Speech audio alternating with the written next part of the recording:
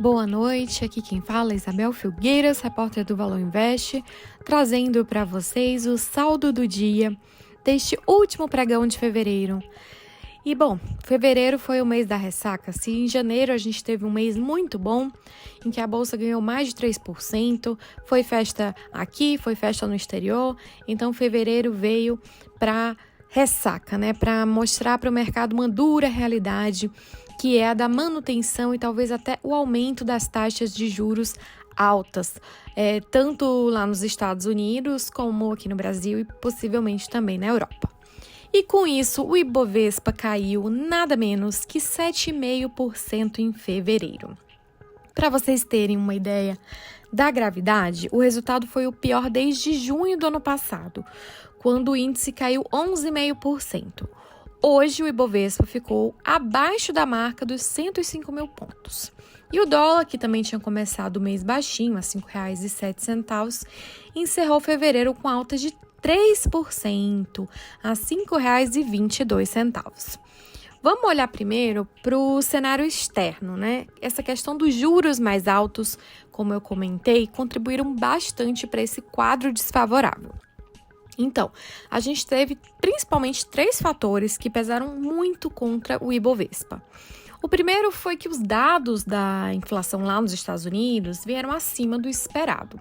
E com essa inflação mais resistente, essa prova de resistência da economia americana, pode ser que o Fed, né, o Federal Reserve, que é o Banco Central Americano, tenha que aumentar ainda mais os juros. Então, se falava de um fim de ciclo de juros de 5%, agora já se fala em 5,5%.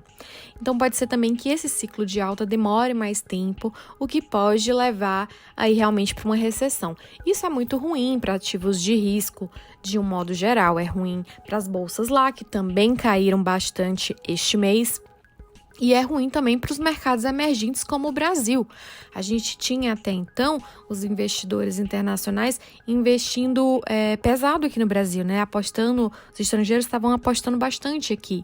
Mas com toda essa aversão ao risco, eles seguraram um pouco as pontas e frearam esses investimentos.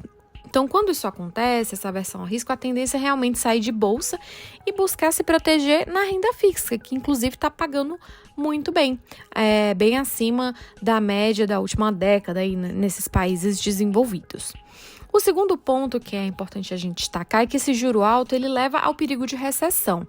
E esse perigo de recessão ele faz com que a demanda por commodities caia, né? Então, petróleo, minério de ferro, tudo isso vai ter uma demanda menor, isso vai derrubar o preço dessas commodities e, por tabela, o preço das ações desses setores, que são muito importantes para o Ibovespa, muito importantes para o Brasil, são as gigantes aqui, Vale, Petrobras, enfim, tem um poder enorme de derrubar o nosso índice.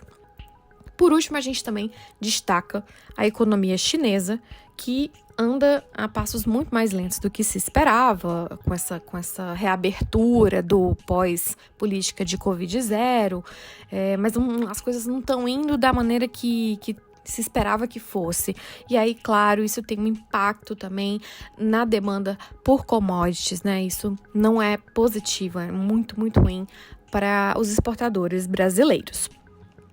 E aí, agora, trazendo um pouco a questão interna. Aqui a gente teve, nesse mês de fevereiro, um monte de ruído, né? Um monte de celeumas. Primeiro a gente teve aquela bate-volta em relação à meta de inflação, Lula criticando o presidente do Banco Central, Roberto Campos Neto, que depois também acabou achando que era um momento para mexer na meta de inflação, enfim. Ficou aquela discussão sobre aumentar ou não a meta da inflação. Isso deixou o mercado mais desconfiado. E aí teve também esse debate sobre a remuneração dos combustíveis, né? Então tinha uma parte ali do PT que não queria, que queria manter a desoneração, mas o ministro Fernando Haddad precisava, né? Ele estava tentando aí recursos para equilibrar as contas e ele queria muito a remuneração e acabou pesando mais o lado desses bilhões que o governo vai arrecadar com a venda dos combustíveis. E para coroar, olhando um pouco aqui para o mercado interno também, a gente teve o caso lá da doença da vaca louca numa fazenda lá no Pará, né? E isso fez com que as exportações de carne para a China fossem suspensas, né?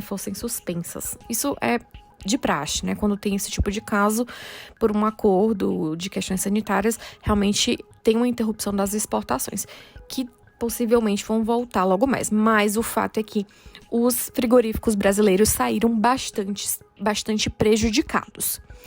E por falar em reoneração, vale destacar um pouquinho sobre o pregão de hoje, que essa questão da remuneração já começou a pegar. A gente teve as ações ligadas ao setor petroleiro caindo hoje, né? Então, o Petrobras caiu com essa pressão da remuneração, que também porque a empresa divulgou que ia reduzir o preço dos combustíveis, né, para os distribuidores. Isso também fez com que o mercado azedasse. E também tivemos outras empresas menores, como a Prio, que era a antiga PetroRio, também liderando as quedas do Ibovespa de hoje. Então, enfim, esse foi o cenário. Por outro lado, você teve também uma reação relativamente positiva das empresas ligadas ao setor do etanol, né? Que o etanol deve ser beneficiado na questão tributária em relação à gasolina por ser um biocombustível. Então, pessoal, é isso para março. A gente vai estar por aqui também acompanhando. Vamos ver como é que as coisas vão se desenrolar. Eu fico por aqui. Boa noite. Tchau, tchau.